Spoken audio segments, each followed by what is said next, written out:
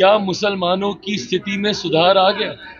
लंबे समय से राजद जैसी पार्टियां, सपा जैसी पार्टियां जो अपने अपने राज्यों में सत्ता में रही, क्या किया इन लोगों ने मुसलमानों के लिए? अगर मैं अपनी बात करूं, मेरे नेता मेरे पिता आदरणीय रामविलास पासवान जी ने तो अपनी पार्टी तक को समाप्त कर दिया था।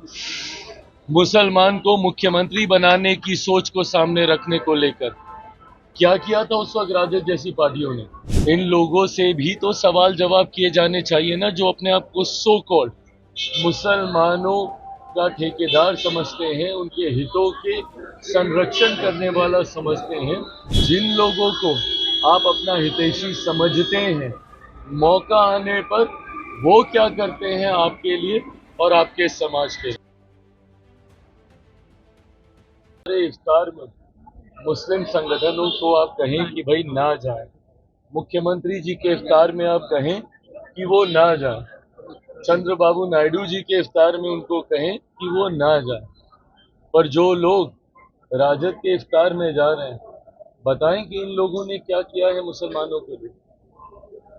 इन लोगों से भी तो सवाल जवाब किए जाने चाहिए ना, जो अपने आप को सो कॉल्ड मुसलमानों का ठेकेदार समझते हैं, उनके हितों के संरक्षण करने वाला समझते हैं।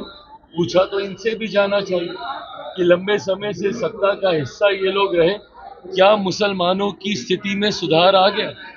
लंबे समय से राजद जैसी पार्टियां, सपा जैसी पार्टियां जो अपने अपने राज्यों में सत्ता में रही, क्या किया इन लोगों ने मुसलमानों के लिए?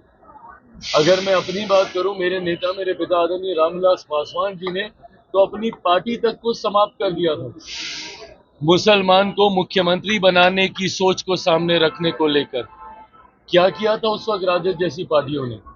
बहरहाल मैं मदनी साहब का आदर करता हूं और उन्होंने ये कहा है मेरे सराखों पर उनको भी कम से कम इन बातों को देखना चाहिए कि जिन लोगों को आप अपना हितैषी समझते हैं, मौका आने पर वो क्या करते हैं आपके लिए और आपके समाज के लिए? आप एक्टर किए हैं, सुशांत सिंह राजपूत मामले में सीबीआई ने डिस्क्लोज कर दिया सारे मैटर को। सुशांत सिंह राजपूत मामले में सीबीआई ने मैटर को डिस्क्लोज कर दिया गया है पूरी तरीके से। सीबीआई के द्वारा क्लोजर रिपोर्ट सबमिट कर दी गई और जिसमें अंतोगत्वा सुसाइड ही बताया गया है।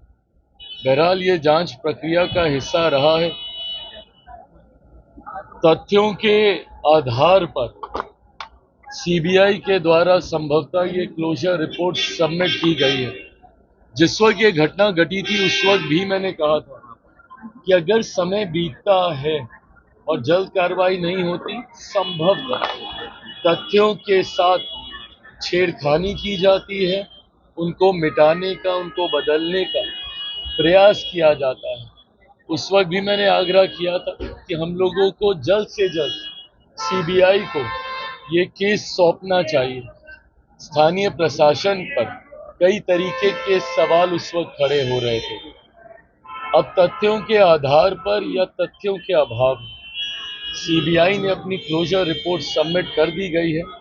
मुझे लगता है कि अगर परिवार या कोई और जो उनसे जुड़ा हुआ है, जिनको शायद और कोई जानकारी है, अगर वो सामने रखते हैं तो संभवतः मैटर आगे बढ़ेगा।